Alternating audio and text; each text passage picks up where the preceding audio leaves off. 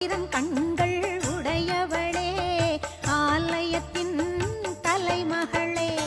கடை கண்ணாலே பார்த்தருள்வாய் காலம் எல்லாம் காத்தருள்வாய் கடை கண்ணாலே பார்த்தருள்வாய் காலம் எல்லாம் காத்தருள்வாய் தாயே கருமா